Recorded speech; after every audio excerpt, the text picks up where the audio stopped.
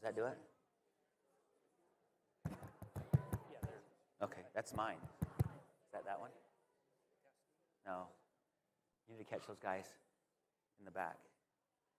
Is it that one? Podium mic. Yeah, There you go. All right. Welcome, everyone. It's my sincere pleasure to welcome everyone to the annual Virginia F. Cutler Lecture. We're so appreciative of your presence here, your attendance here.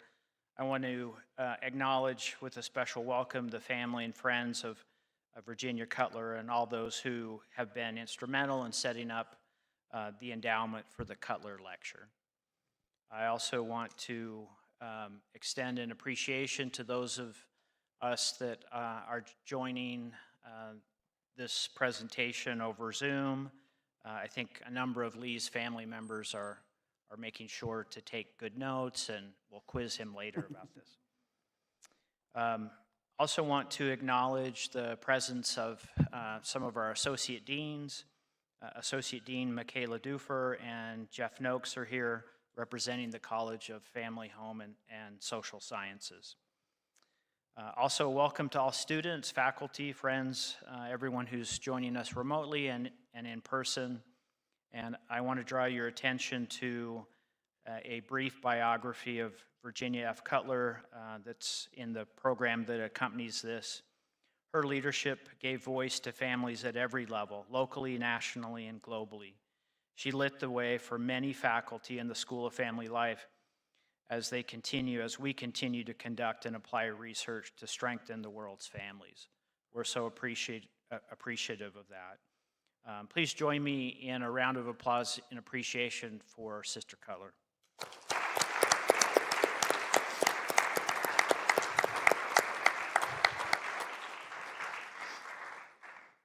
Our opening prayer today will be offered by Augie Erdenbader, a PhD student in marriage and family therapy here at BYU.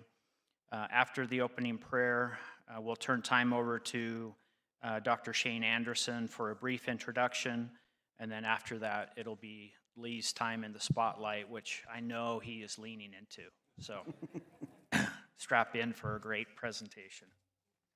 Augie?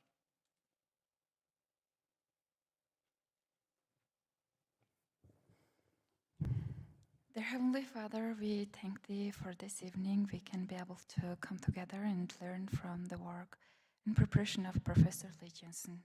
And please bless him with Thy Spirit and calm delivery and clear mind. And please help us to have open heart and attentive minds, and help us to learn what we did today. Maybe we can apply in our life and work. And we invite Thy Spirit humbly in the name of Jesus Christ. Amen.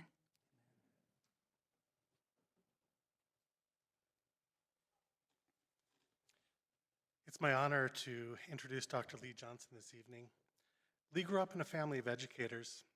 His grandfather taught chemistry, his father geography, and his mother math. Naturally, if you know Lee, he rebelled and decided he would study engineering as an undergraduate student at BYU. Thankfully, while on his mission in Korea, he realized that he wanted to do something different. He wanted to help people and decided he would study psychology when he returned home. In what I consider divine intervention, the psychology class he wanted to take when he returned was full, and a friend suggested he enroll in Intro to Family Sciences instead. It was there that he discovered the field of family therapy, and he was hooked. After earning a PhD in marriage and family therapy from Kansas State University, Lee's rebellion against his family's profession ended, and he began his career as an educator. For the past 27 years, he has been training students as marriage and family therapists, beginning at Friends University, then the University of Georgia, and finally for the last 12 years at BYU. His influence on this world has been profound. Let me start with the most important. Lee is, first and foremost, a husband and a father. He and his wife Angela have been married for 33 years and have raised 3 amazing children together, and will soon welcome their first grandchild. Lee's also one of the leading scholars in the field of marriage and family therapy. It's impossible to do a literature search on process research in family therapy without coming across his name throughout the search. Tonight, we're going to hear more about how his research is changing the lives of therapists and the clients that they serve around the world. His influence as an educator has been just as profound. His students have gone on to be clinicians, clinical researchers, and educators. My conservative estimate is that students he has chaired have provided over 300,000 hours of therapy.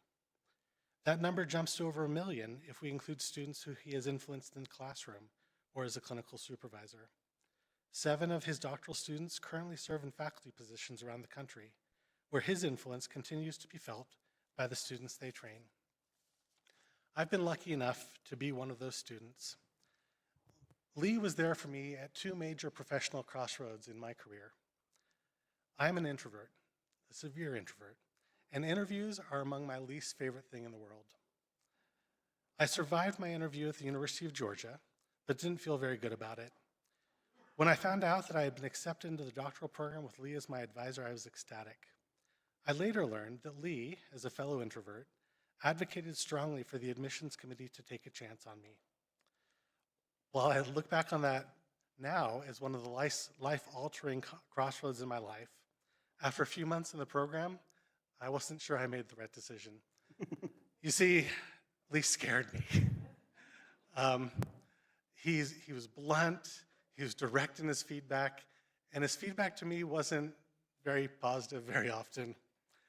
It was a few months later, though, that I learned that underneath his gruff exterior, Lee's a teddy bear.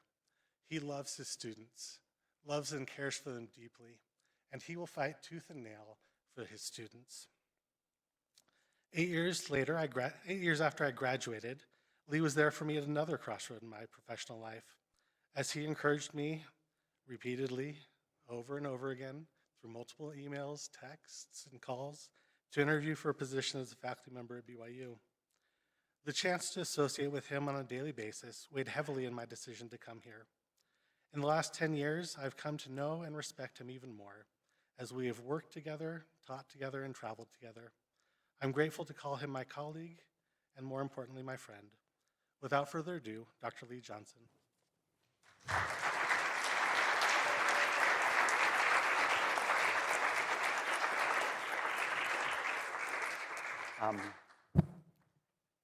I'm a crier, and I asked Shane to do that because he knows me better than anyone in my professional life, I would say.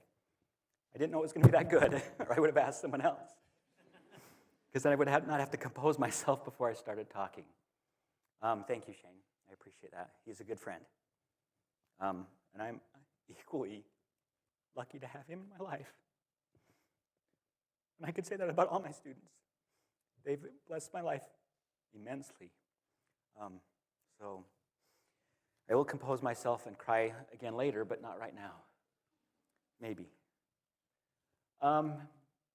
Everyone scan the program. Can I move on to the next?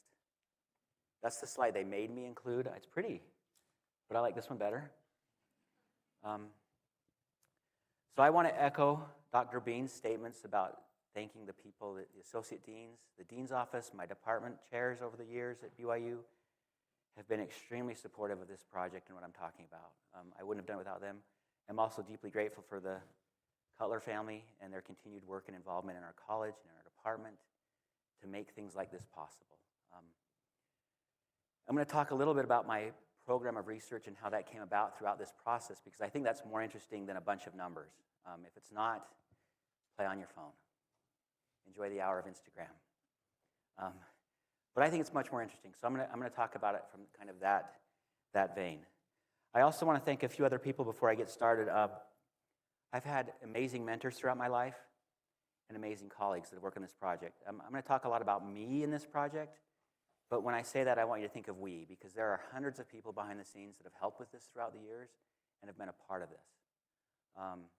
2 of them are in this room. One is Dr. Shane Anderson, who has helped me over the last 10 years, and Rick Miller, who's there at the back. Rick, wave so everyone can get to know you. Rick was doing a lot of research parallel to what I was doing, and we were fortunate enough to come together at Kansas State and become friends and colleagues. And then he did some other things, and I did some other things. We came back together and started working on this project. And so Dr. Miller has been heavily involved in this research, and it would not be where it is today without him. So I want to make sure I thank those people. I have lots of other colleagues and friends I could name, but I'm not going to, because I will inevitably leave some people out. But I want to start. So I got an email from Dr. Holmes about a year ago. I was in Orlando at AMFT. It was after the conference. My wife and I were staying for a couple days for fun. And I got an email, and Dr. Holmes said, hey, you've been selected to give the Cutler lecture. It's a great honor. And I'm like, what's the Cutler lecture? And is it really a great honor? And so I immediately Googled the Cutler lecture, right? I'm like, I got to figure this out. And I saw the people that were doing this, and I'm like going, that was a bad idea, because they're really people I respect. So I'm like, you know what, I need to figure this out, because for me to do something, I have to get behind it, right? I'm going to do this lecture, but I got to figure it out. So I started looking at the Wikipedia page for Virginia Cutler. I started looking at other things. I'm like, wow, she was an amazing person. And I found this quote. And it says, Dr. Cutler spent her entire life educating people on the home and family. She also cared deeply about women and people in other nations. And her career took her across the globe as she served people in Thailand, Indonesia, and Ghana. And I'm going to cry again. As I read this, I thought, I belong. I fit here. I've been doing this throughout my career, and it's getting bigger and bigger as I go, but I belong. And so I'm not trying to be arrogant, but I think when you guys are starting research careers or doing research, find where you belong. Because it's easy. There's places where we belong. And then I hope you get, the other thing I hope you get from this is that what I've done has not happened in a year or a week, or it's not one idea in a room. This is built over, I don't know, I started my master's degree in 1993. So how many years is that? 30? 20 something? I can't do the math. Do the math in your head. But I've been doing this for a long time, okay? And so it builds over time. So when you start thinking about, I want to do something cool, keep working at it and you'll get there, is my message. And if you don't think this is cool, that's okay. I think it's cool. The other thing you know about research is anything we do, we think is amazing. And sometimes it's really boring. And so again, if you're bored, please play on your phone and enjoy whatever you get from this. Okay, to start off, I want you to think of two things. So, number one is imagine or think about when you go to a doctor and they don't ask very many questions. You just show up and they're like, I think you have this and here's your antibiotic. I think you have this, and they don't really get to know you and ask you a lot of questions. What would you do? I mean, it takes forever to get an appointment sometimes, so I'm probably like, I'm going to go to this appointment, but I'm finding someone else, right? We think that people need to know stuff, right? It's interesting to me that mental health is one of the few professions that does not do a lot of background information before you show up. And so that's kind of one of the impetus of this, is like when I go to the doctor, I've been to therapy before, and they're like, if they don't ask me a lot of questions at the beginning, I'm like, what? They don't know me. How are they intervening? So think about how uncomfortable that would be, but therapists don't really do that, okay? This will make sense later. The other thing I want you to think about is when you don't know what's going on, what have you done in the past when you don't know what to do? Okay? This is kind of what drives me. When I don't know what to do, I didn't know. I got asked to do the Virginia Cutler. This is an example. I got asked the Virginia Cutler lecture. I'm like, is that an honor? I think it is. I don't know. I'm going to go find out. And the more I found out, I'm like, oh, I could do that. And then the more I thought about me and this, I'm like, I can do it. So I think when we don't know what to do, we need to move forward and think. Like, stop and think and move forward. Stop and think and move forward. Okay? That's the pattern I've used throughout my career. Is I'm going to stop and find out more information, use forward. And that's kind of what we do with our therapists. Our therapists don't know what to do, get more information and move forward. Okay? Okay. So those are kind of the stage that we're setting. Now I'm going to start with a story. Because to understand this, I think I have to go back, because I was thinking about, as I was preparing this, I started thinking about my career and how things built to get me to where I am today, okay?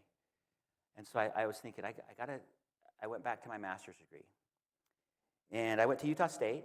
I just started a marriage and family therapy program. I was actually in the first cohort that went there, which was really cool and really weird because they're trying to figure things out all at once. And it's a great program. I would encourage anyone to apply there. Even though the people I work with have long retired, still a great program. And I was trying to decide, the program at the time was there was not a thesis option. You were doing a thesis. So there were 6 of us in the cohort. We're all doing theses. We're getting ready to do this. And I'm talking to my major professor, and I tell her kind of, I want to do a clinical project. And she's like, why would you want to do that? I'm like, well, I'm in a clinical program. Why wouldn't I want to do that? Clueless, a little bit clueless. You'll understand there's a theme of cluelessness throughout the beginning of my career that hopefully changes over time. And she said, you know, that's okay, but it's going to delay your graduation. And the other thing you need to know about me is I'm very direct, I'm a teddy bear inside, and I'm extremely stubborn. I call it passionate, but people in my life have called me stubborn. So we're going to go with passionate during this conversation, as opposed to stubborn.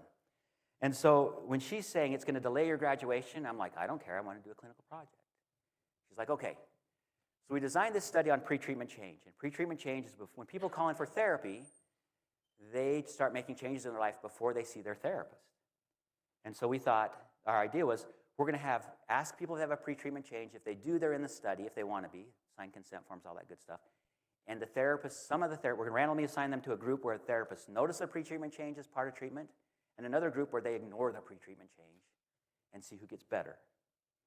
And as a beginning researcher therapist, I'm thinking, this is going to change the world. This is going to be awesome.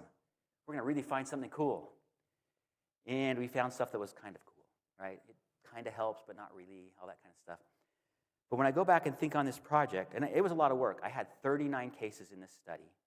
And I would go to the clinic at night to remind therapists of the protocol, help them through the protocol, go back home and blah, blah, blah, all this stuff. A lot of work for 39 cases. And we got it published. We did some presentations on it. It doesn't get cited a whole lot. It's not really all that groundbreaking. But what I learned from that is meaningful. Does that make sense? And I learned that clinical research is really hard. Like, it's not just pass out some surveys in a classroom, right? You have to show up and get things done. And then the other thing I learned is that I need to help therapists engage more. These were my colleagues, right? They were doing a thesis too, but they had lives. And I falsely assumed that since we all love research and we all want to graduate, they would magically follow the protocol of my thesis and get things done, right? They didn't. Not because they were trying to sabotage it or me. They did the best they could, but they're busy too. So I'm thinking, they're going, this is going to be a long career. I got to figure some things out. After that, and I graduated on time, by the way, so my stubbornness paid off a little bit. I graduated on time, and then I moved to Kansas State for my PhD. And at Kansas State, I had some wonderful mentors. That's where I met Dr. Miller. I was not fortunate to be his student, but he was on my committee, and we worked closely together on our projects, so he was a great mentor. Dr. Wright was actually my major professor at Georgia. At the university, I worked with him at Georgia too. He was my major professor at Kansas State. And he probably doesn't remember this. He's actually listening online, unless he forgot. He said he was going to. But he probably doesn't remember this, but we were talking about my dissertation ideas. And again, I was like, I kind of want to do a clinical dissertation. He's like, why would you want to do that? I'm like, well, it's a clinical program. Why would I not want? We had similar conversation, right? Stubborn. You start to see this stubborn, passionate side coming in. And I'm going, that's what I want to do. He's like, well, okay. Well, shortly after that, I'm sitting in a room with other of my colleagues who are talking about their dissertations. And they have these, you all know this, like at BYU, there's lots, Flourishing Families, Project Media. There's these data sets that you have access to.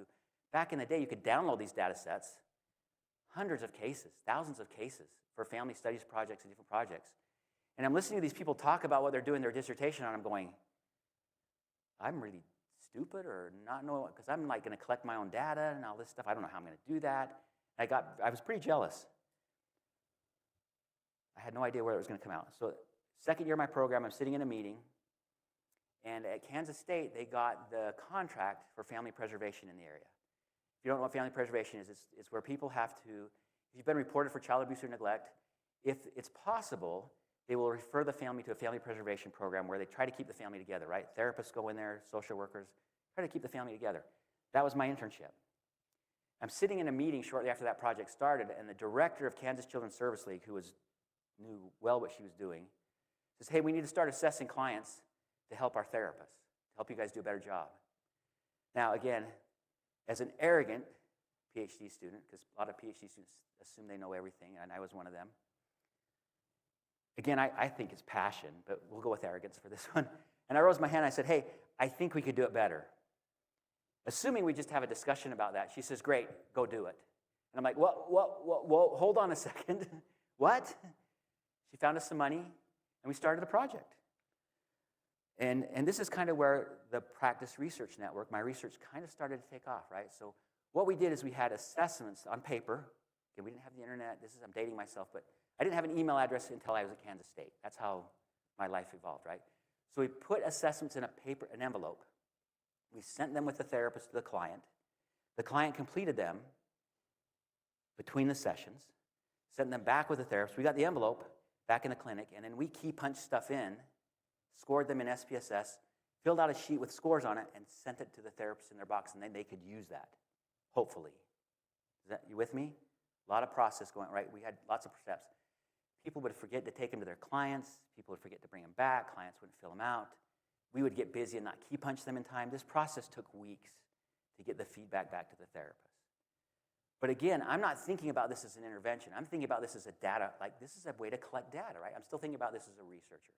In fact, it wasn't until I got to BYU where that changed. So we're doing all this process, and that's where I got my data for my dissertation. So I did all this work, 43. I upped my number of cases to 43. A lot of work. And that project was on the Therapy Alliance and home-based therapy. A little more world-changing than the first one, but still kind of just okay, right? But at this point, here's what I learned. I still need to find a way to engage therapists, right? They're doing too much, it's too busy, they're not following through. Why would they? They're worried about their clients. So it's not that they hate research, they're just busy, right? The process needs to be much faster. The example I like to use when we try to recruit clinics for this is, if you think about COVID, and it took 2 weeks to get a COVID test back, how many people would you have infected, right? It was a 2-week average turnaround. Clients fill it out, they bring it back, we score it, give it to them. If the therapists use it, it's a 2-week turnaround. It's irrelevant information, right? They've been 2 or 3 sessions of therapy, things have changed. It wasn't working like we wanted it to, so we need to involve that. And then as a profession, I was like, that we got to have bigger data sets for people, right? We need people to use this. We want to move family therapy forward. We need a way for people to get bigger data to do more cool projects, right? And be able to, for a dissertation, have data they can download or use and do their project and not have to collect a lot of data, okay? So you can kind of see where I'm learning is I kind of have to get hit over the head about 5 times that therapists need something different than just to randomly participate out of their goodwill. And so that's what I said. So shortly after that, I graduated, and I went to a small university in Kansas City. My campus, Friends University, was in Wichita. I was in Kansas City. And we kept doing that with Kansas Children's Service League. We had someone else who key punched things in, but we kept doing that. And then I moved to the University of Georgia, where I was the clinic director. And that's where Shane came on, and we were doing the same thing. And Rick was starting to do things with AMFT at the time. He was also trying to get other universities involved in collecting data. And it really wasn't working. Other universities were like, that's a great idea, and they'd turn in 1 or 2 cases, right? We need way more than that. And so Rick is investing a lot of time. Shane and I are working at the University of Georgia, investing a lot of time, and since we're there, we're getting better data. And then we started partnering with Auburn University and the University of Connecticut when Shane moved there. And so we're starting to get this to work and getting bigger data sets and things that we can do. But we're still treating it like a research project, right? So as a clinic director, I learned, and I starting to think about clinical utility. You know, rather than think of this as just a research project, I need to think about this differently. What happened? Is the world ending? We need to start thinking about this differently. Does that make sense? So I was at the University of Georgia for